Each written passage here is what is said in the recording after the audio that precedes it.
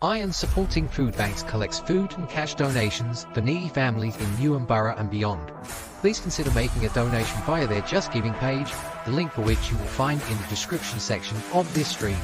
Come on, you Irons!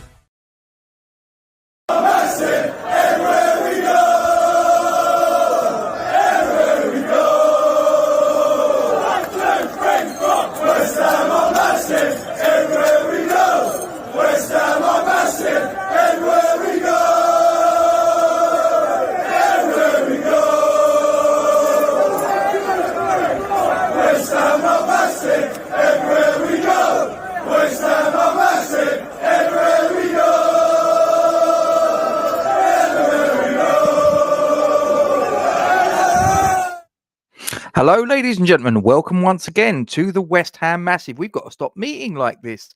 Guys, thanks for joining us. Please don't forget, as I always ask you to do, to like, comment on and share this stream to your social media platforms. Subscribe to our YouTube channel if you haven't done so already. And we've obviously bumped up the numbers. Thank you very much for that. Hit the bell icon for alerts and new content. And as always, ladies and gentlemen, we thank you very much indeed for your support. All these actions you take are free. We don't get your bank account details. We don't get your name and address. It's completely free. It does take seconds for you to do. Helps grow the channel. Now, I'm just going to get up on the screen. Some of you may or may not be aware of this. I'm just going to get this up on the screen. And I'm just going to go full screen with it. So this is a tweet from, the account is West Ham Football. For those of you that don't know, this is the Twitter account, or X as they now call it, of a certain Mr. Sean Whetstone. And it reads as follows, as you can see. So from April 2025, the London Stadium will no longer be run or managed by the London Legacy Development Corporation, LLDC, which will be under new leadership.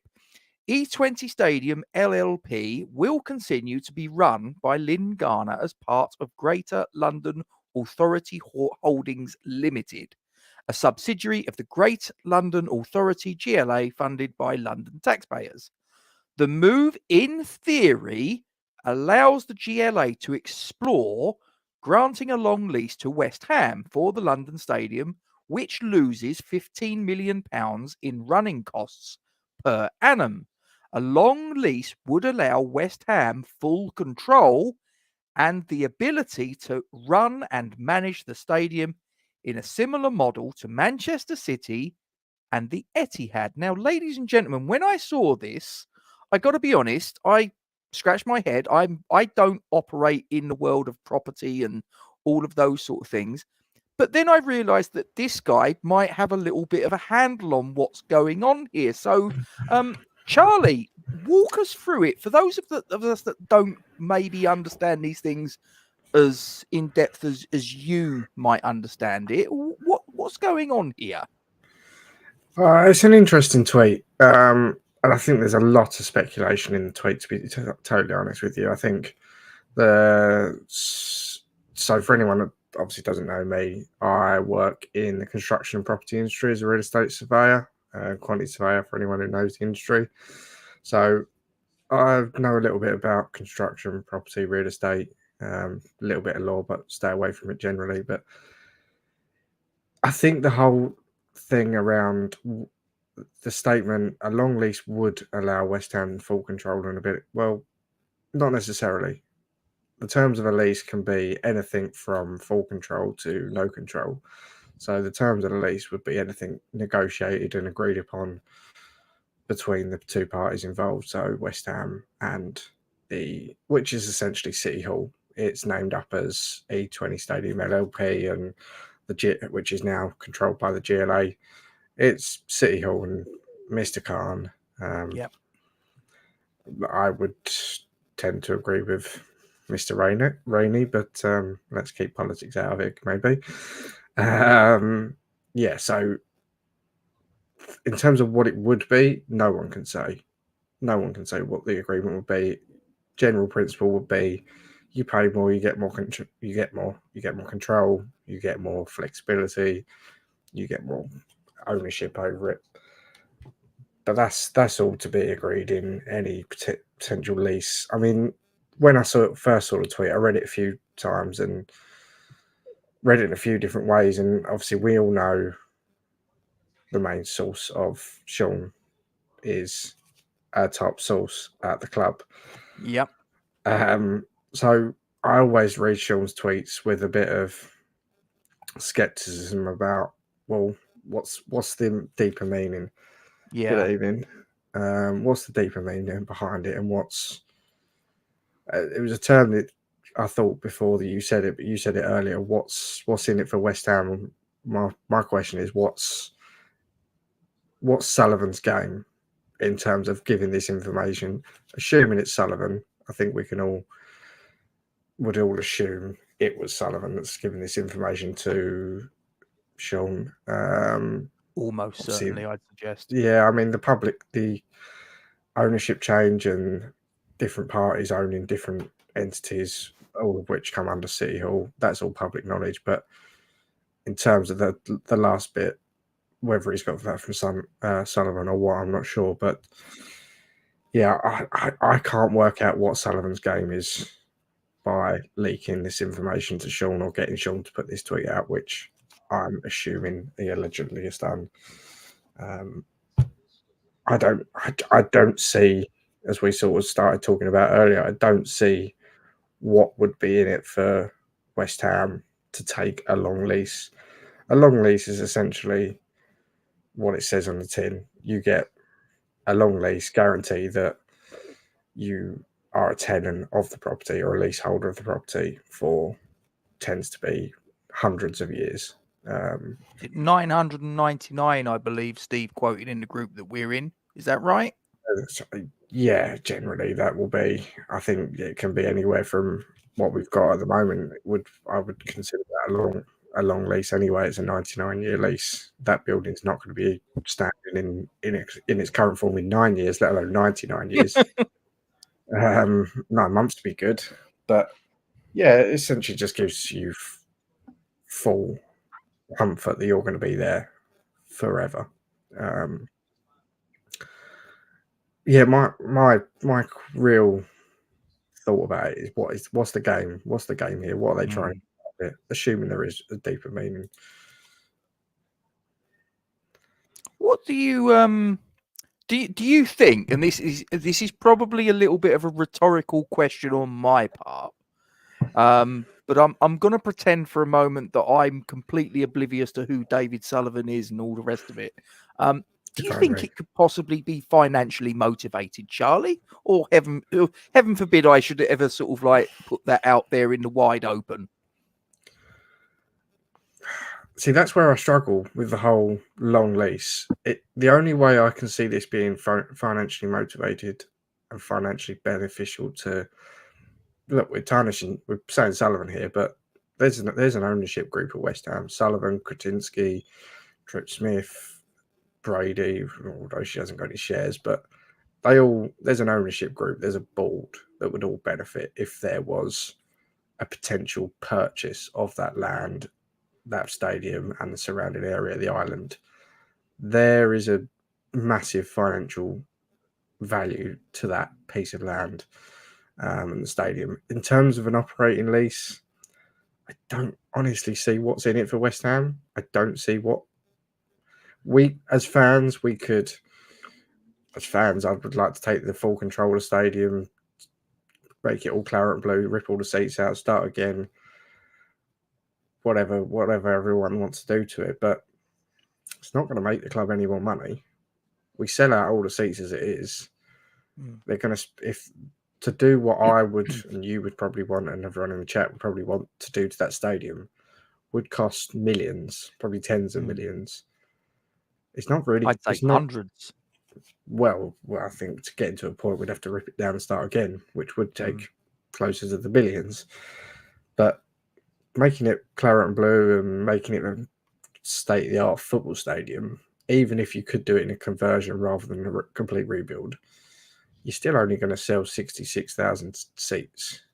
You can't put the ticket prices up from any more from what they already are. You wouldn't have thought anyway.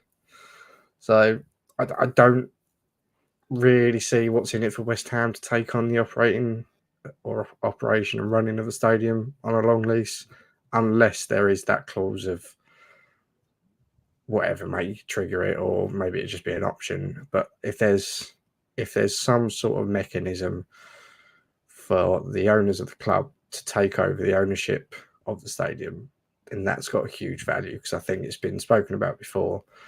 You could knock it down, rebuild a stadium similar size, capacity, on half the land, and you put 2-3 tower blocks on the rest of the land, and you're selling those for hundreds of millions of pounds in that area. Significant profit. So yeah, in terms of the lease, I don't see what's in it. I don't see what's in it for the club financially, and I think we'd all probably agree it's not very likely for the club to do something out of the goodness of their heart for the fans' experience. I think every decision that's made by the board, and specifically one person, is financially motivated, and we've seen that right from the start, where he wanted to take over the stadium. Yeah, I agree. I think that it would have to be something that would fundamentally work for Mr. Sullivan specifically. And I'm not quite sure. I mean, sort of like this thing about sort of taking control of it, like akin to City, because of course the Etihad isn't owned by Manchester City, is it?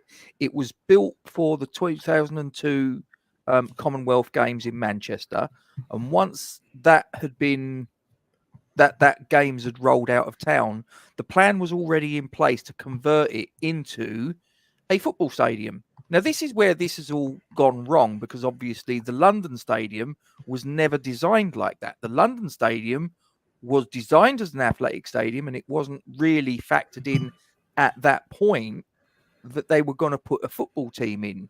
It was only after they'd already started all the bits and pieces that someone, and I think it might have been Boris Johnson, who was obviously the London mayor at the time, went, we're not really going to do much with this 52 weeks of the year if we're just going to use it for athletics.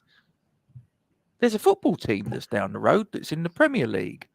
Maybe we might involve them. And it's that lack of joined up thinking that's led us to where we are now, that we've got this stadium that is losing money. It is hemorrhaging. Now, I have two hats in this, as do you.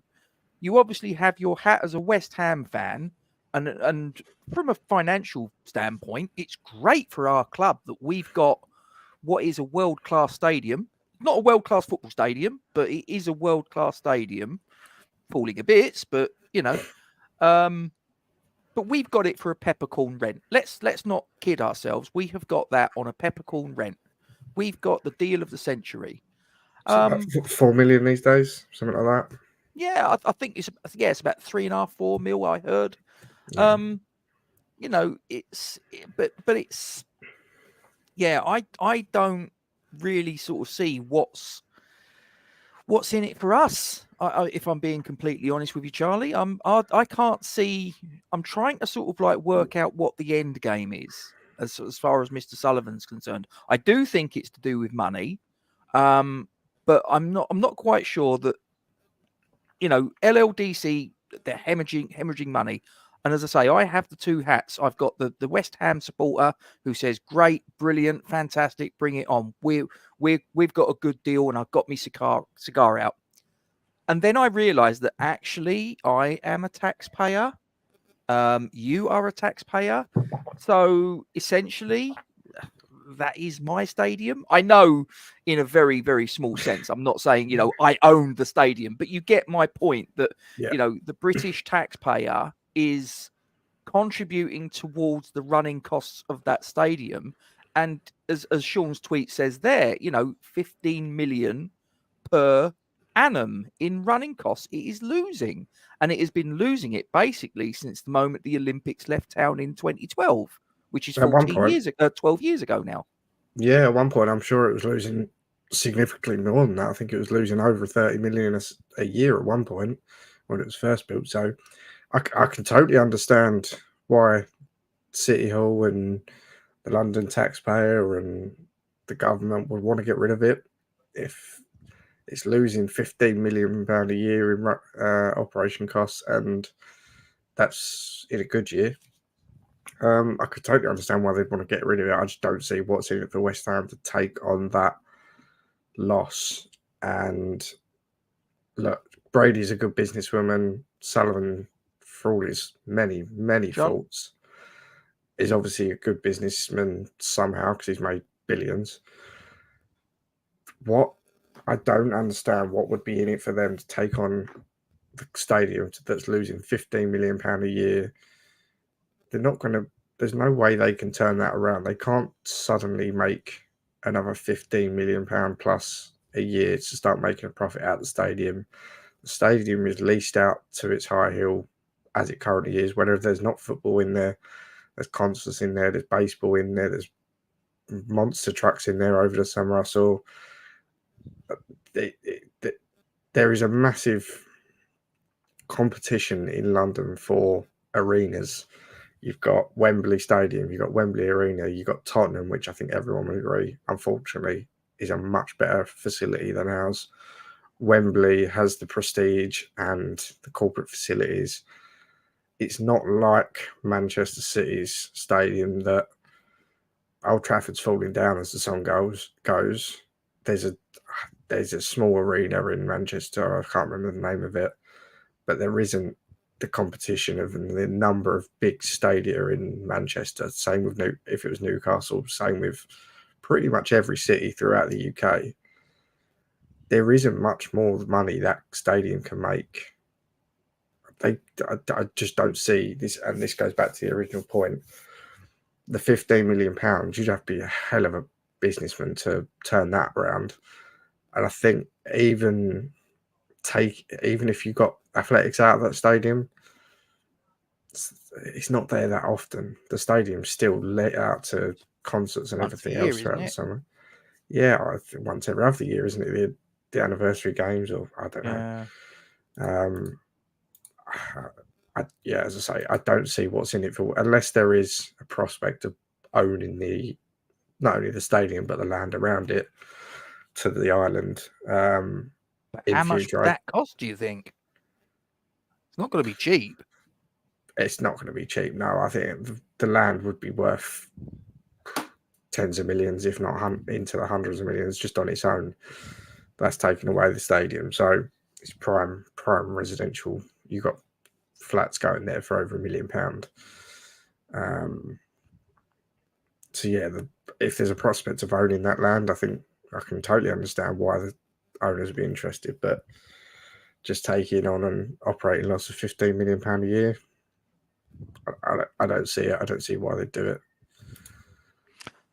Let's suspend disbelief, and you guys in the live chat can join in with this one. Let's just suppose, just for argument's sake, Charlie, that they negotiate this long lease that Sean's referred to in his tweet. I think, was it called a long lease? Let me just a long lease. Okay, right. As I say, you know more about this topic than I do, so please bear with me. Does that allow us? Could that allow us to reconfigure the stadium, to repurpose it as a football stadium? Because in Sean's tweet he references Man City, he references the Etihad. Could we repurpose it as a football stadium? Let's deal with the questions one by one, because I have a couple lined up. Sure. So first things first, would a long lease, from what you understand, allow us to repurpose the stadium as a football stadium? It could, or it may not. It totally depends on the terms negotiated in the deal between the two parties. That would be West Ham and the Great London Authority, based on Sean's tweet. So it depends how much control the GLA would be willing to give up.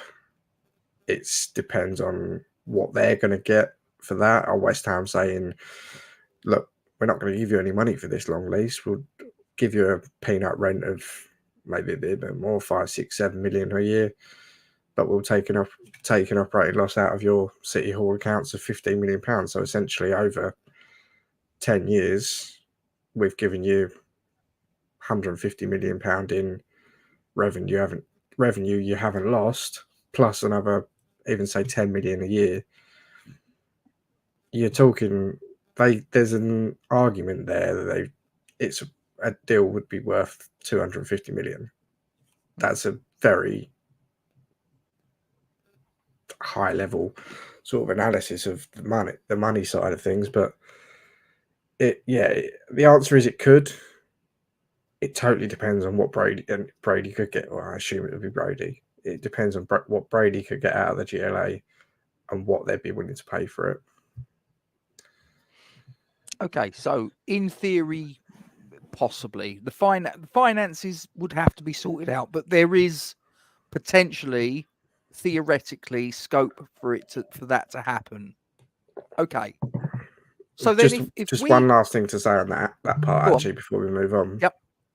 There is, and this is me stretching into an area that I'm not going to pretend I'm totally in depth with, but there is one other contentious point of those negotiations that may be worth bearing in mind, and that is Sadiq Khan wants to bring the Olympics back to London and into the Olympic Stadium from 2012 in 2040.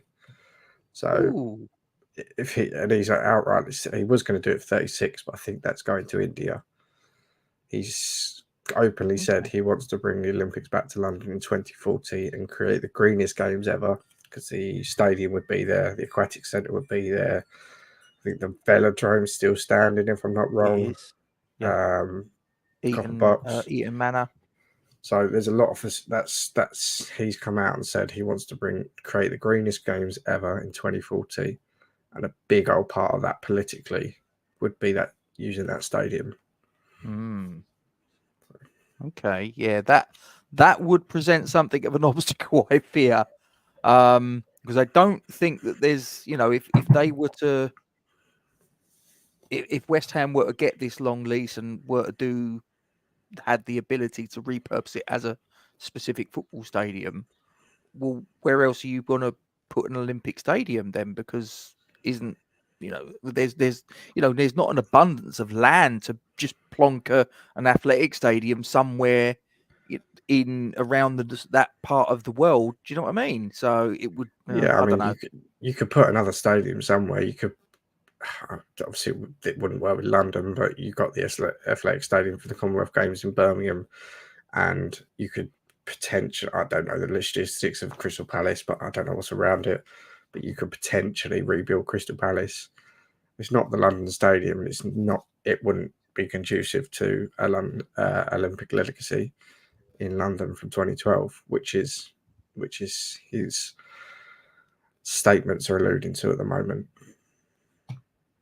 Okay, so all right, let's move on to my next question then. So if theoretically this long lease would allow us, if all the financials could be ironed out and agreed and all the rest of it, to repurpose the stadium from an athletic stadium that has football shoehorned into it into a specific football only stadium, do you think we could do that in stages, like rebuild that stand, then rebuild that stand and do it in sequence? Or do you think we would literally have to knock it down and start again? The one benefit of that stadium is there's a lot of space around it. You probably could do it in stages and work around and have a section of the stadium closed. I feel like that would be a no-go in terms of how long it would extend the program, how much it would increase costs. If I'm working on jobs at the moment where it's a pretty simple commercial development, and the prelim costs, essentially the running costs for the site, they're stretching into £15,000-20,000 a week. Well, you do that at the London Stadium, it's on steroids. It's £50,000 to £100,000 a week. If you're extending the program to do something like that in stages, you're probably doubling or tripling the program. You're costing tens of millions eventually over the course of the program to do it like that. I suspect it would be a logistical nightmare having a construction site that close to a operating football stadium and the Olympic Park. it would just blow costs out of the water. I don't see any way that would be done, realistically. Okay, so we would, from what you understand in your knowledge of the construction industry in terms of, what would need to be brought to bear to get this done, you would be saying that we would need to knock that down and start again realistically. Whether you need to knock it down and start again, or you're doing, it totally depends on what the reconfiguration would be. If you're doing a reconfiguration of moving the stands in, creating new stands, squarer stands close to the pitch, potentially creating a third tier, you could potentially do it in stages. But yeah, I think, and you could do a reconfiguration. I don't think you'll ever get to the point where you've got a fully football-led stadium design like you got at Tottenham, like you got at Bramley-Moore Docks in Everton, Liverpool. You could do reconfiguration in that stadium. You could make it a lot more focused on football, but yeah, I think you'd struggle to get anything close to what is up there elsewhere in the Premier League. Okay, so let's just suppose, again, just to drill down into the finer details, let's just suppose we took the option of knocking the stadium down and starting again. Then I guess the question becomes, where are we playing our home games? Yeah, it's a good question, because I don't feel like there. I think there's two options. I don't feel like there'll be the appetite to go to Tottenham for various reasons. I don't think our boards get on. I don't think our fans get on. It'd be a disaster. Same to a certain extent with Arsenal, but not so much. I just don't.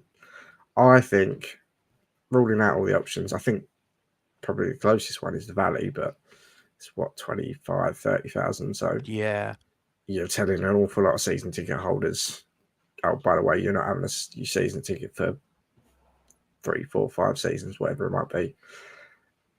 I think Wembley is one option, and I think the other option is probably Twickenham. I don't know. Twickenham's just made a big, or just got a new name and rights deal, so they're probably not desperate for money, but they would be the two options I would suggest as option one and option two. I don't know about your thoughts on that. I'm not entirely convinced that football's allowed to be played at Twickenham, or the Allianz Stadium Twickenham, as it's now going to be called. I'm pretty sure I remember reading something that you could be right, and this may or may not be this may not be factually correct, but I'm just going from memory. I'm pretty sure I remember reading years ago that there's some sort of covenant in place or whatever that says basically the only sport that can be played there is rugby. I can't ever remember hearing of a game of what they would call soccer taking place on the pitch at Twickenham. I just can't remember it. The Aviva Stadium in Ireland, yeah, not a problem. That's multi-purpose. That hosts rugby and it hosts football. But I've never heard of Twickenham doing it. I haven't either. I was purely doing a bit of research on the biggest stadiums in London, and that popped out to me as it's not going to be contentious. It could probably work around the fixture calendars between Twickenham and West Ham. There may be some covenant or agreement that you could be right. Okay, Hold on. So that sound. Twickenham has held the FA Cup final. Are you sure about that, Vic? Not something I know of, but I'm not sure about that. I know the Kennington Oval has. In actual fact, that was where the very first FA Cup final was held. But I don't know that they've ever held the FA Cup final. If you can get back to me, I'd be very interested, because if they have, that's escaped me, mate. And I like to know these little nuggets of information. But sorry about that, Charlie. No, that's right. It's interesting bit of information. But I would say on the covenants and agreements, they are almost there to be broken. I mean, anything can be agreed if all the relevant parties and enough money changes hands to do so. So I wouldn't say it was a non-goer or a non-starter. But yeah, it was. It just seems the most. Wembley's the obvious one. Wembley's the obvious one. Obviously, Tottenham have been there. There was talk about Chelsea going there for a little while. Obviously, that stadium relocation has halted for the time being. So I think it would almost certainly be Wembley. My second option was Twickenham. I think if you can't, for whatever reason, get any of them, you probably try and have to make an agreement with Arsenal at the Emirates. I mean, I suppose as the crow flies, the closest one would probably, well, I know Tottenham probably would be the closest, I'm guessing, in terms of mileage, but I just straight away, I'd be like, just no. I don't think that there would be an appetite for us to sort of go there. I don't think there'd be an appetite from them to accommodate us, quite frankly. I've answered your question there, Hammer89. That was aimed at you for that question. That's the answer. I think probably the Emirates is probably the one, because I know there's not really that big rivalry. I'm not saying there isn't a rivalry between West Ham and Arsenal. It might have been exacerbated by the transfer of Declan Rice, but really there's not that big hatred which there is between. Maybe the hatred is the wrong word, but certainly a loathing to between West Ham and Tottenham, isn't there? I would suggest. Yeah, I would have stuck with the hatred word, but I'm not married to one, so that is true. Yeah, I think it'd be Wembley. Rogue shout would be Twickenham, but yeah, I would say football-wise, Arsenal makes more sense than most, although that becomes very difficult when fixtures start piling up, especially if we're in Europe at that point. Matt's just put a question in. Is there a stadium or arena near London Stadium in Hackney? If so, can we use that? I think I know the answer to that. And the answer is Hackney Marshes, as far as sort of like somewhere you could have a kick about. But an actual stadium? No. I'm pretty sure there isn't, unless someone knows somewhere I don't. I mean, Fresh says about the Valley, and Charlie did mention the Valley earlier, because this is a local ground to where we both live generally. But as Charlie says, you would then be saying to approximately 30,000 season ticket holders there or thereabouts that, sorry, you can't come. You can't come. Oh, okay, Vic. Yeah, not a problem, mate. That's fine. Not a problem. Don't worry about it. The Valley, I just don't think that's going to work. No, I can't see the Valley working. You'd piss off too many fans. Yeah. Yeah. Let's all just go to the Den, eh? Oh, mind you, that's even smaller than the Valley, I believe, isn't it? Am I right? Yeah, but we could burn it down on the way out, couldn't we? Well, we could. Not that we encourage arson. No, absolutely not. We on this channel do not endorse setting fire to the Den in any way, shape, or form. Put that box of matches down now. Okay. I think that's a fair comment by Daniela. We're all speculating, as stated right at the start. Yeah, we don't really know for sure. This is just I mean, look, Charlie knows more about the workings, the mechanics, the legalities of the construction industry than I do. I saw this tweet and I started asking questions. Charlie had certain answers, but look, fundamentally, the only person that really knows, or there's two people. I would suggest there are two people that if you got them in the room would probably be able to thrash it out, and two of them are on the thumbnail. One is Mr. Khan, one is Mr. Sullivan. I think between them, realistically, we can speculate, we can hypothesize, we can sort of put our opinions out there and what if this and what if that. the truth of the matter is that really they're the only two ones that know. And it's like a game of poker, isn't it, Charlie? Because they're both going to want to try and have an edge over the other one. I'm not sure you could if you gave Sullivan and Brady and Khan a bet on where that stadium would be in 10 years. I don't think any of them would bet their house on it. I don't think any of them know. I think, as you say, it's all a game of poker. This is potentially a first move or one move of many that maybe that the club are making. I suspect nobody knows what's going to happen with that stadium, and one little change of ownership, change of mayor, okay, in 4 years' time or whatever it is, change of government, change of prime minister, change of chair of the Great London Authority, any slight change of that could change the trajectory for that stadium. So I don't think anyone knows. I don't think anyone will know for a long time.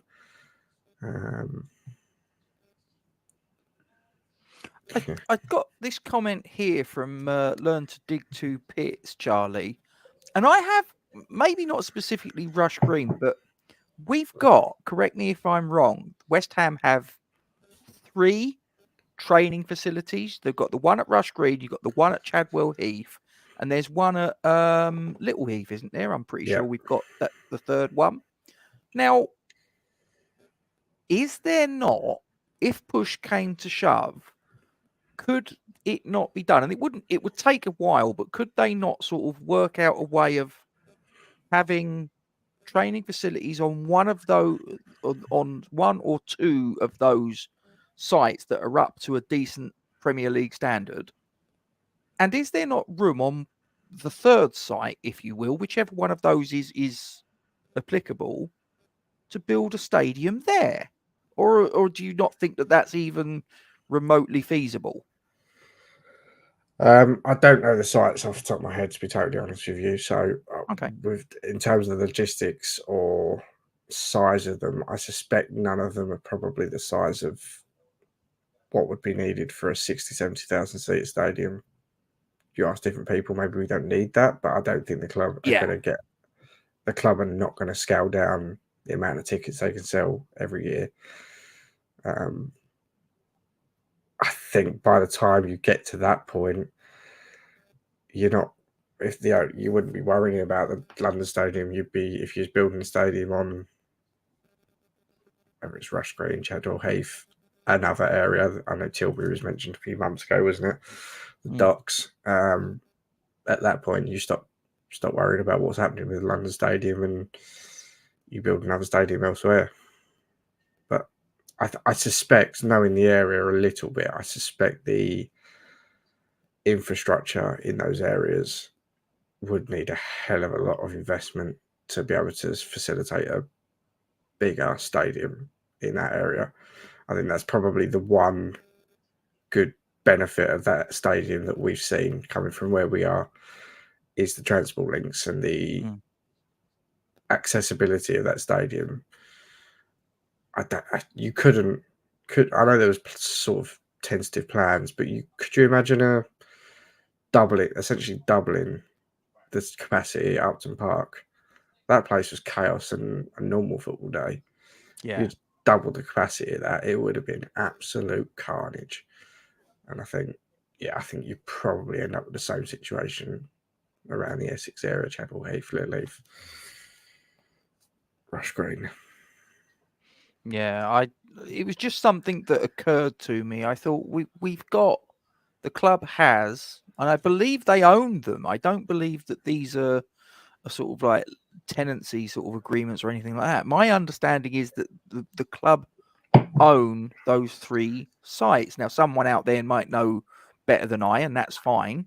But I just sort of, I've often wondered, well, could they not, and like I say, I stress, if push came to shove, could they not do X, Y, Z on one of those 3 sites? I've actually only ever been to Rush Green. I've never been to Chadwell Heath. I've never been to Little Heath. Or let me rephrase that. If I've ever been to Chadwell Heath, it was when I was little, and I don't have any real active memory of it. But Rush Green I've been to, and I do sort of look at it and go, I think you could build a stadium there. Whether it's 60,000 is another matter. And then obviously you've got the transport links and all that, and nowhere near as good as what they are at Stratford. But I do think that I do think there is the scope to put a stadium there. It's just all the extra little bits and pieces that a Premier League stadium would need in terms of transport, in terms of facilities and all the rest of it. That's where I think it kind of, that sort of like little brainwave of mine, oh, could we not do that, kind of sort of bites the dust a little bit. Yeah, it's interesting. I'm just having a look, actually. If you had known this was going to be a question, I might have done my research beforehand, but I was just going to compare the size of the land that Rush Green sits on to the Stratford Island. But I suspect the Stratford Island will be significantly larger.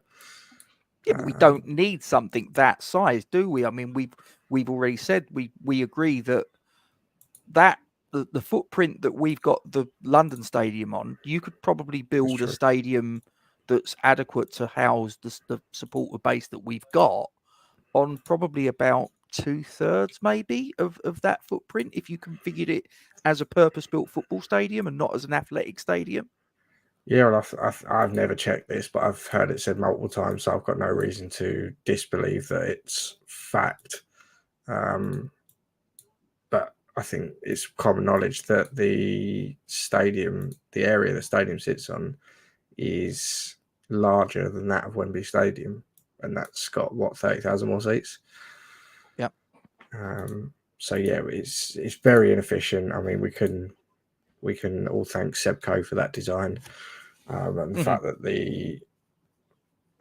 it was so, looking back, it was so obvious that football was going to end up back in that stadium. It was the only way it was going to survive as a football or as a stadium and as a arena. The fact that when London won the Olympics, Lord Coe come out and said, or Sebco at the time come out and said, we don't want football in the stadium after the Olympics, was just totally naive, and is actually probably the big main cause of all these problems that we've had with the stadium since then. You then go on to the fact that we was going to buy it, and Mr. Hearn and Mr. Levy got involved, and we ended up not buying it. I think, again, we bought the stadium as initially proposed and initially won the bid for, I think by this point we probably would have pulled together plans to probably knock it down and rebuild it on half the footprint and the rest of it being property. I think that was probably Mr. Sullivan, Mr. Gold, and Mrs. Brady's plan all along, and it just didn't go quite to plan when they won the bid, didn't they? They won the bid to buy the stadium, and then it was challenged in court and then basically thrown out to retender. That's the other aspect of it, is how, and I don't know the ins and out of this, but it's obviously a public building, it's a public asset. So just giving full control and ownership essentially to a private business, which is what West Ham are now, private corporation. Politically it's difficult, and I don't know legally how that sits in terms of public procurement, tendering, competition laws, etc. It's a very complicated process. I don't think anything's going to happen very quickly, put it that way.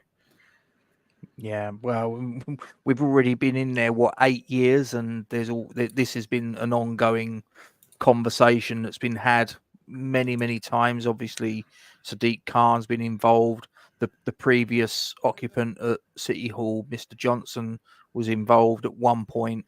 Obviously, you've got the LLDC, you've got Mr. Sullivan, Baroness Brady. It's the fans that are just constantly sort of the ones that are sort of sitting there going, is this situation ever going to be ironed out? I I shake my head at it, mate. I really do. Just if I can, just to sort of reference, there's 91 of you watching live. We've currently got about 31 likes, according to what I'm looking at. If you could drop a like on the stream, it would help the channel out tremendously. It doesn't cost you anything. It takes literally a click of a mouse. If you could do that, really would appreciate it. Yeah, it needs. I think this situation, and the thing is, we've obviously seen it, Charlie, because you and I go up there with season ticket holders, and I'm sure there's a lot of people in the live chat that are in the same boat as us, and you can see that stadium 8 years after the we got the keys to the stadium. That stadium is falling to bits. Mm. Well, it was always supposed to be temporary, wasn't it? The bit that is falling to bits was always supposed to be taken down and basically taken away. Top section. That's what's where I bloody sit. Brilliant.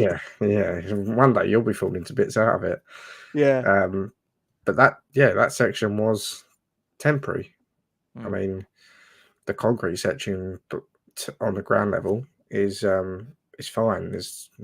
I haven't seen any issues with that, but yeah, the temporary section, unsurprisingly, after a decade, is in a bit of disrepair. And I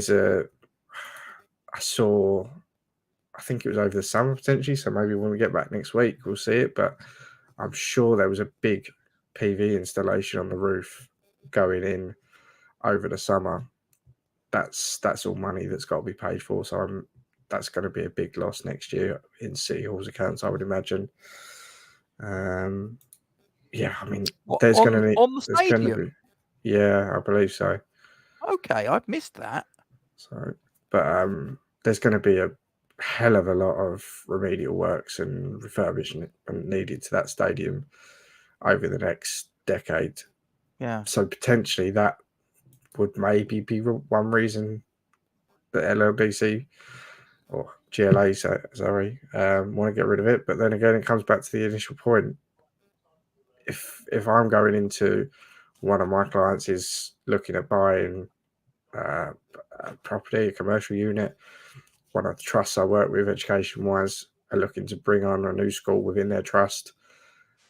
The thing they do before they agree to take it on is go and do a full condition survey of the school, see everything that's falling to pieces and everything that's in disrepair, cost it all out, send a bill to the current owner and say, excuse me, if we're going to take this on, we're going to need X hundreds of £1,000s or X millions of pounds to do that, because it's going to need to be brought up to scratch.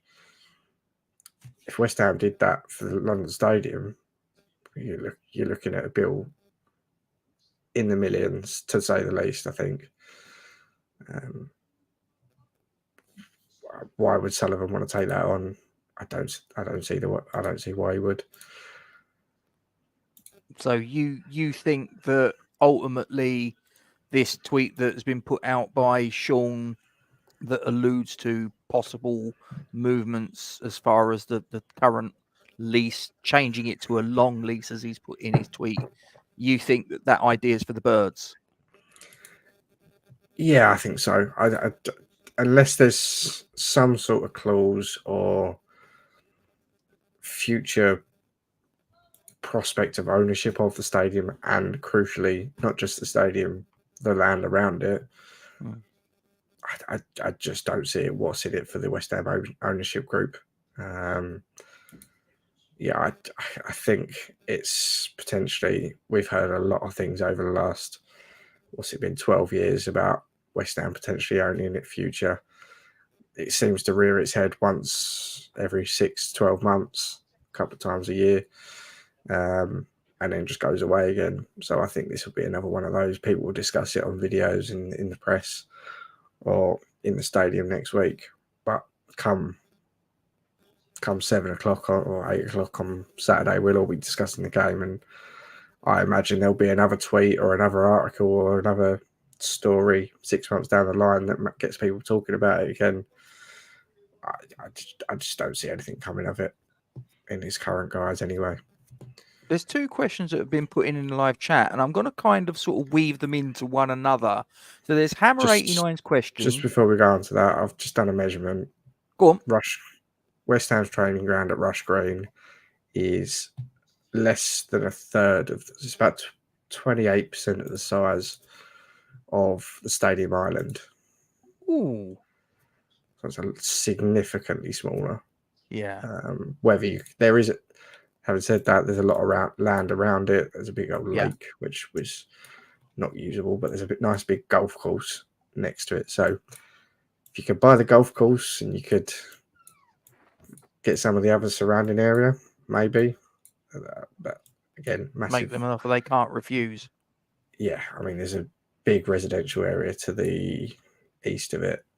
Lots of houses, not a very big main road, Wood Lane, Rush Green Road. So the accessibility and transport links and infrastructure around it, the area, I struggle to see anyone being able to build something as significant as a football stadium there. I looked at the plans for the, totally off topic here, but I looked at the plans yesterday for the potential Bedford Universal Studios, I think they're calling it.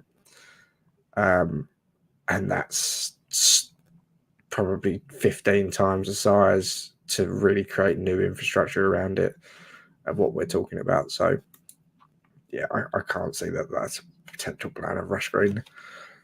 I could see it being sold for property development. That's what I can really see. More if money. They can combine it all into one, wherever that may be, I think I could quite easily see the training grounds being combined into one joint training facility. Get some efficiency, all teams using the same facilities, and then the rest of the two either being sold off for development or sold to developers that have links to Sullivan, because we've never seen that before. Well, you mentioned Sullivan. Hammer 89's question there: do you think Sullivan will sell in the next 12 months? And I'm going to bolt on Maltese Hammer's statement there. Could this change help Sullivan find a buyer? So deal with those two questions in sequence, if you will, Charlie. I don't think that I take not umbrage, but I don't think there necessarily has been a change. I think the one subsidiary of the Great London Authority has moved ownership of an asset to another subsidiary of the Great London Authority. It all still comes back to City Hall, Sadiq Khan and Garner, I want to say her name is, who's chair of GLA. Yeah. Nothing has changed. It may look like a bit of a change on paper and on the public records of what entity is owning and running the stadium, but essentially nothing has changed. So could it help to find a buyer? No, I don't think it would do any harm, but I don't think it will help in any way, personally. And I can't see him selling up in the next 12 months either. I think Sullivan will retain, and this is no inside knowledge. It's just how I see it from the outside. I don't see Sullivan selling up his 25% shares. I think he's got now, hasn't he? Well, I don't see him selling it up. I think he'll no longer be around in the nicest possible way, and it will go to his children. And I could see Jack buying his brother out, because I don't think David Jr. has got any interest in football. But I think Jack wants to run a football club. I think we could be 20 years down the line and there's still a Sullivan involved in West Ham in one way or another. That's what I would predict. Brilliant. Hammer 89 is asking me a direct question, and the very simple answer to that is, I'm not going to the game. I'm not going to the game. Going for a beer. Yeah, if you want to come anywhere near the Kennington Oval, you'll find me around there. I've got tickets, and we always do this. My wife and I, we go to the 100. They play what's called the Eliminator, which is basically, if you watch the 100, they play like a league format. 8 teams, they all play each other home and away once. And then whichever team finishes top after the league format goes straight to the final at Lords. and that game will be on the Sunday. The day before the Saturday, they play what's called the Eliminator, where second plays third, and the winner goes on to play the team that finishes third. The team that finishes first at Lords the following day. So I'm not going to be there. Thanks for asking. It would have been quite nice to have maybe met up with you for a light ale or two, but unfortunately, I will not be around. How about yourself, Charlie? I'll be going, and I'll be going and enjoy the nice, quiet. Well, I suppose it is quiet at the London Stadium quite often, isn't it? But nice, calm, relaxed event of going to football without a 2-year-old, as I enjoyed at the Betway Cup of the weekend, which was less relaxing and more stressful, and all for the greater good, but probably not worth it in the short term. But that's another story. Did Albie enjoy it? He loved it for about 3 minutes, and then he wanted to run around, cause havoc. Well, he had plenty of space to run around in, to be fair. Yeah, you say that. I mean, everyone was sort of squashed into the bottom tier, so it was fairly packed. We had people both sides of us, so he was nice and concealed in. But yeah, after about 12 or 15 minutes, he was watching Paw Patrol on my mobile phone. So yeah, saw loads of the game. Brilliant. The fun of 2-year-olds, eh? You love it, really. You love it, really. It's not too bad. I think we've probably sort of covered as much as we reasonably can. Appreciate it, your involvement, Charlie, and I do understand that. Look, you obviously have a better working knowledge of the construction industry than I, which is why I wanted to get you on, because I thought you might be able to offer the insight that you have, and I thank you for that. And as I say, look, guys, this is all our opinions. This is, off of the back of this tweet from Sean Whetstone, which is out there for you to see. I've shared it on the screen so that you guys that have wandered along and are sort of wondering whether we're sort of causing any problems or whatever, it's there on a tweet. We're just sort of like reading that, we're making an assessment and just putting 2 and 2 together. And maybe we're coming up with 36. Maybe we are, but I do think that, like I say, I do think it's a game of poker between Sadiq Khan and David Sullivan, and it's just a question of which one's got the better hand. I really do. But there's 82 of you watching right now. As I look on the wonderful invention that is YouTube, we currently have 44 likes. So if you guys that haven't already put a like on the stream, before you all disappear, if you could just click the mouse and just put a thumbs up on it. And if you haven't subscribed to the channel, please do. And please sort of keep involved in the chat. Really do enjoy getting your thoughts on board. And Charlie, as well as that, I'd also like to thank you for your involvement tonight. Pleasure. Always happy to come on and talk a load of shit as usual. Fair, and absolutely. Give it a couple of days and we'll be talking shit about either a brilliant win or a shocking defeat, and everything. No, we're going to win the Premier League, mate. You know it. I know it. Everybody knows it. They're running scared of us. Don't worry about that.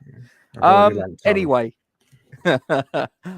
Guys, as always, please don't forget to like, comment on and share this stream to your social media platforms. Subscribe to the YouTube channel if you haven't done so already. Hit the bell icon for alerts on new content. All these things are free to do. They take seconds and they help grow the channel. We do thank you very much indeed for your support in this particular endeavor. We're going to disappear, and we will see you next time. Please don't forget to give your support to the Iron for Supporting Food Bank charity. Come on, you Irons, and we'll see you for the next broadcast. Take care. Iron Supporting Food Banks collects food and cash donations for needy families in Newham Borough and beyond. Please consider making a donation via their Just Giving page, the link for which you will find in the description section of this stream. Come on, you Irons.